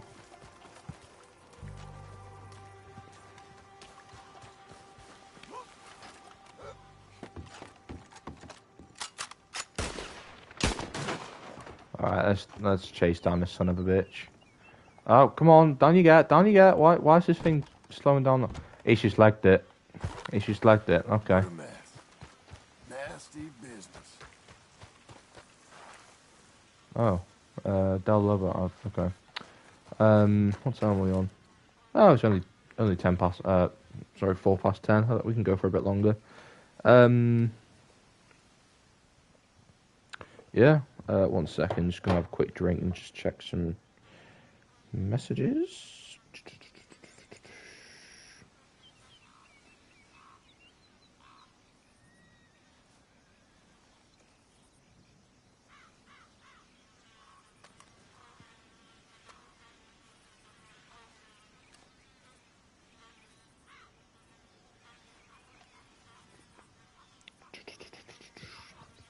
Sorry about this, I'm just gonna, yeah. What was the last thing that I answered? I'm 19, just had a daughter. Oh. These are all the comments. JJ and Frankie helped my channel, but honestly, I might not even cover it anymore. JJ getting... Okay, I'm so sorry, I'm only just seeing this now. I completely agree with that decision from you. I wouldn't cover it, personally. With that, I think having, okay, I don't know how to really put this better into words. Making someone do the worst thing you can possibly do to a sibling. Try and find something sympathetic. I don't even know how to describe it. It's just disgusting. It's absolutely disgusting. Like, I don't understand how they think that's acceptable. Like, I've already, like, said, I feel like, you know, the topic of... The topic... Oh, I'm so sorry. I'm sorry, guy. The topic of... Oh. Sexual assault and sexual abuse in soap is, I don't think it's done right anyway, but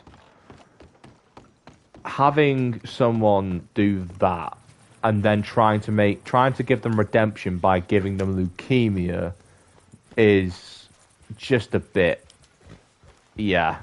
I try not to swear. I know I've slipped up a couple of times, but I'm just gonna say it is, that's fucked. That is absolutely fucked. Like, that is disgusting. Like, how can they think that's acceptable?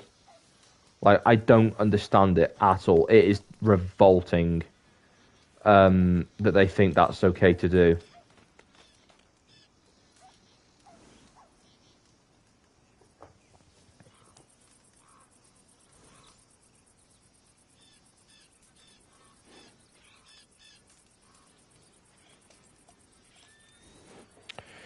Yeah. Like, that is just absolutely disgusting how people think that's how the writers think that's okay to do. It's not okay in the slightest. I feel like EastEnders, EastEnders soaps need to stop trying to redeem people that have done that kind of crime. Like, it's irredeemable. It's disgusting, and I hate watching it. I hate hearing about it. I know it's a thing that happens. It's disgusting that it does. Oh, nice. It's disgusting that it does happen. You know, but I just feel like it's done far too often, and it's not done respectfully enough, if that makes sense. Like, it's such a, you can't miss the mark on things like that. I would genuinely do a full video talking about why I think soaps need to stop with this kind of storyline now. I think they do. It's gone way too far. You know, this year, how many storylines they've had Yolande, they've had Frankie, they had Lydia at the end of last year in Emmerdale. They had so many characters go. They had what was it, Summer in Coronation Street. The year before that, you had obviously Ben's rape. Then the year before that, you had Mick's rape. It needs to stop. It's covered far too oftenly, and it's just it's got to stop. It's just not doing it anymore. It's gross. I hate it. I absolutely hate it. They just need to stop with the sexual assault storyline. Stop with the sexual abuse story. If you're gonna do it right. You know, actually give the character that's been through it some kind of justice, some kind of closure. Because for some reason, it's not. You know, I feel like they're more scared of actually sending down the people that have done it, And you know they had Dean get sent down for it, but that's because he. Oh, don't get me started. That really got under my skin. I thought, how low can you get? Like that is disgusting. What they did there, was absolutely disgusting. You know, I just thought that is gross.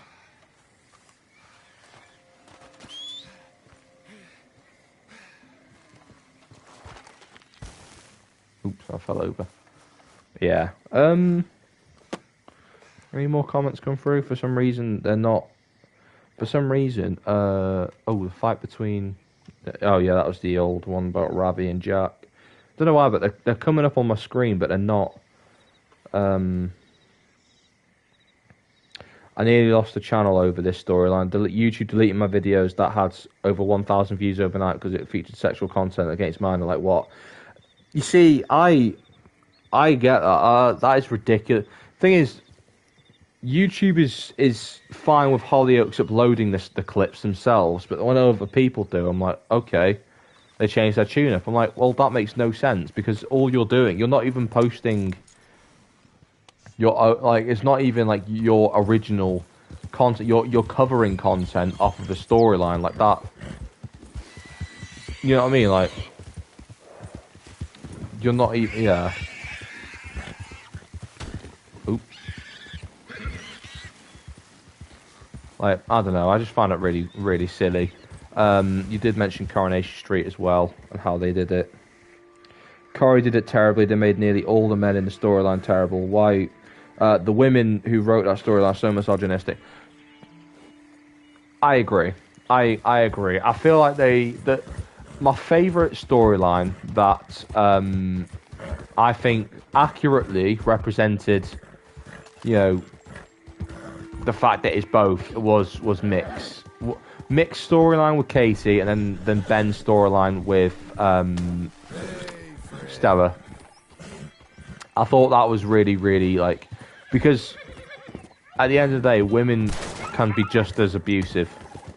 I feel like it's more common in men. Don't get me wrong, but it's always the men, and I feel like that's misrepresentative of the subject at hand.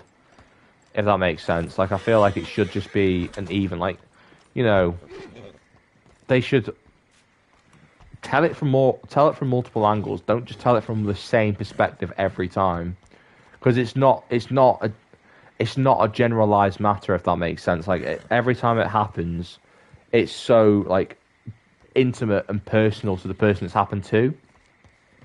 Like, they should just try and categorize it and make it one and the same each and every time it's done, because it's not. It's far from the case. It's far from it. You know, all that seems to happen is they just kind of change the name of the person doing it, and then they change the relationship. So whether it's a stranger, or in some cases a family member, or, you know, an in-law, or, you know, God knows what. Yeah. I completely agree. I completely agree. It's such a nasty subject. I think we're gonna look at wrapping it up now. Only because I'm thinking of I need to do some stuff tomorrow. I know it's Saturday, but I'm thinking of doing some stuff tomorrow. It's my friend's birthday 2 days after mine, and I need to get her a present. And I'd rather do it this weekend before uni, so in that way, I can just focus on getting myself absolutely smashed when I turn 21.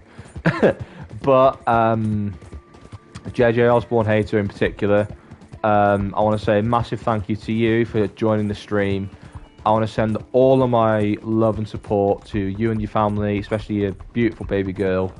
And yeah, I want to say a massive thank you. This has been an awesome stream. It's great to be back as well. I've really enjoyed myself tonight. I think I'm going to try and make this as not regular, but as often as I can. So massive thank you. Huge take care, and I'll see you all again soon. Peace out. Bye bye.